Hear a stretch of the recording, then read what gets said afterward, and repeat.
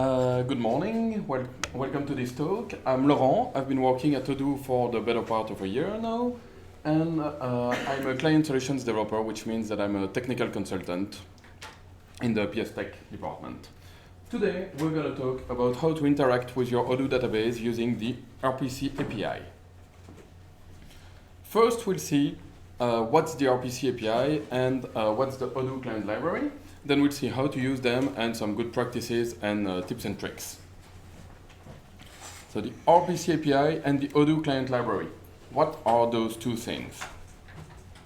First, let's start with some use cases. Have you ever needed to manipulate a lot of data at once? Or wanted to interface another software with your Odoo database? Maybe you wanted to gather data for analysis in an external software. Maybe you needed to automate some repetitive tasks. Maybe at some point in time you needed to correct a bunch of data. For example, that's my main use of the RPC API. It's to correct data afterwards. And many more use cases. If so, then the XMLRPC and JSON-RPC API might be just what you need. So the Odoo XMLRPC or JSON-RPC API, it's powerful because it allows you to create, read, update, and delete any record and call any public method, whether it's a public method from the Odoo standard or from your own modules. It's safe because it respects every access right that you have defined in your database, access control list and groups and everything. It's safe on that point. And you can use the secure version of the XMLRPC and JSON-RPC protocols, so that's always nice. It goes through the ORM, which means that it respects the business flows, it respects the Python constraint that you might have defined, and it respects the side effects. For example, if you've got something set up that when you validate a quotation, it creates a delivery order, then if you validate a quotation through the XMLRPC API or JSON-RPC API, it's also going to create the delivery order. So everything is going to happen exactly as if you were going through the interface. It's platform agnostic, which means that whether your database is hosted on Odoo.sh, on the SaaS or on-premise, so self-hosted, it's going to work. And if at some point in time you switch your database from, for example, self-hosted to Odoo SaaS, you just have to change your connection string, and then you can still use your script. So it's portable as well.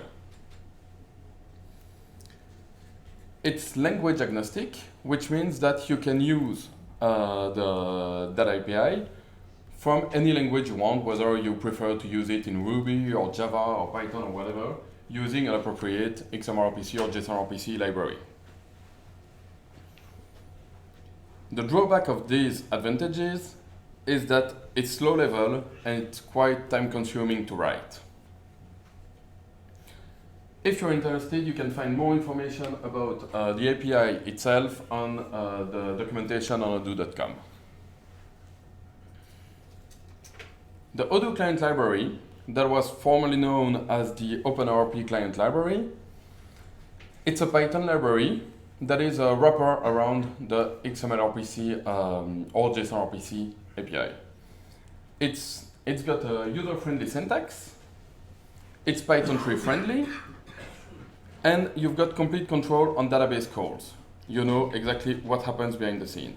So you've got a higher abstraction level while staying close to the ORM, which is really nice. But how can we use it? Let's see it in action. First, you need to install the library. You can use it, install it just using pip, as any Python library. Then we need to import it in your script. It's just called odoolib to import it. And then you need to open the connection. To open a connection, you just use the getConnection method from that library, and you just have to fill in a few information about your database, such as the hostname, the login, the password, and everything. And you can just say the protocol that you want to use, if you want to use XMLRPC or JSON-RPC, depending also on the version of Odoo that you're running, because some versions just support the XMLRPC, others support both, and you can choose if you want to use the secure version of those protocols too.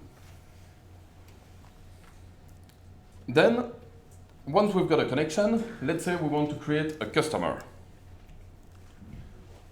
Here we're going to see how it works usually. You have to know that the Odoo Client Library works mainly with by calling methods on models and getting IDs and manipulating IDs. You won't manipulate objects as such. You'll always get back IDs or fill in IDs so that the database knows which object you're trying to manipulate. So for example, first thing, we're going to get the UK country because we're going to need it to create our partner. To do this, we first use the getModel function from the connection object, and we ask it to get the rest country model, which gives us an object that we're going to store in our country model variable. And then on this model, we're going to use the search function, giving it a domain. The domain says that we want to have the name being United Kingdom. This returns us an ID that we're going to store for later use. Then we want to create a partner. To do that, same thing, we get the model, the REST partner model in this case, and then we call the create function, giving it a dict as argument. The dict contains the name of the fields and then the value of the fields you want. It's going to fail if you don't give all required fields, of course, so that's respected. And you can also give more fields than just the required ones. So here, you see that for the country ID field, we use the ID that we saved previously. If we go into the interface after running that, we see that we've got a contact that has the proper name, the correct address, the correct phone number, and everything. So it's just like we created the contact through the web interface. Now let's create a product. It's just as previously for the partner. We get the product model, then we call the create function and method, and we create a piano product. Again, if we go through the interface, we see that we've got a piano product that has the correct price considering what has been set here. That is a consumable and everything. Now let's say that we want to create a sale order because the client we created wants to buy the product we created. To do this, we first need the sale order model, and then we're going to create a new sale order using the IDs of the objects that we previously created.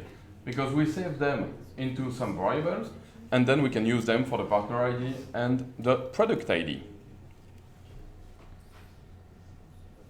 And when we come to the interface, we see that we've got a quotation that has been created for a piano that Alex Turner wants to buy.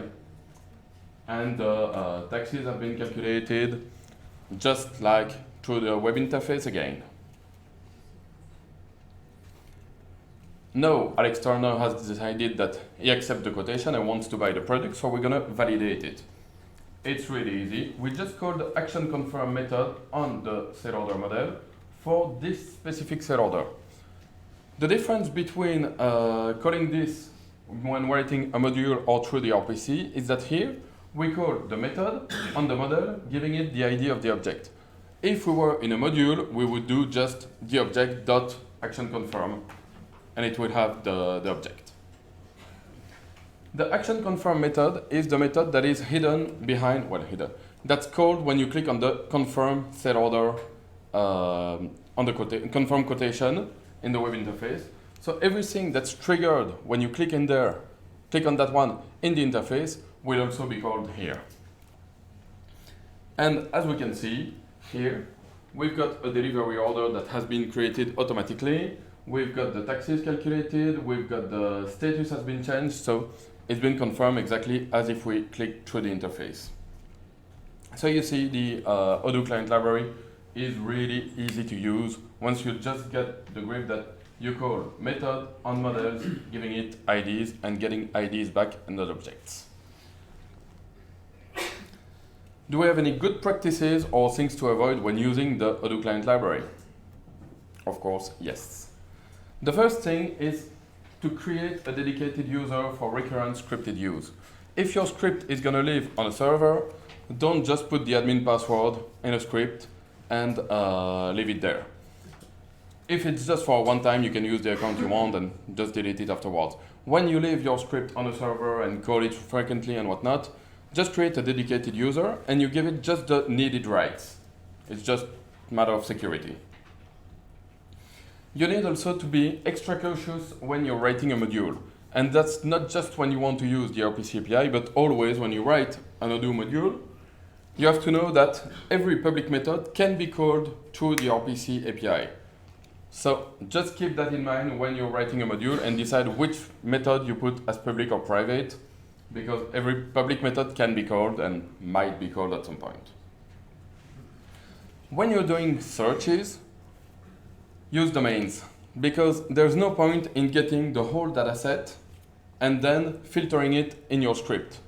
It's requiring more from the server, more bandwidth and whatnot, so that's not really sensible. Just use a domain in your search, just as you would do in other Odoo components, and get just the data and the IDs that you need.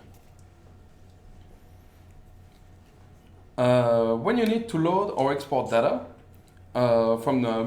including from and to multiple table, you don't have to do just a loop in your file and do a bunch of create in your loop.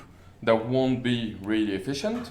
You can instead use the load data and export data function from the Odoo standard. These methods allow you even to go through relationships.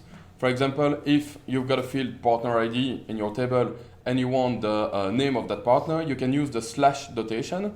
So you say partner ID slash name, and you're gonna get the name of that partner ID in your export or import. And you can do that chained. So that's really handy.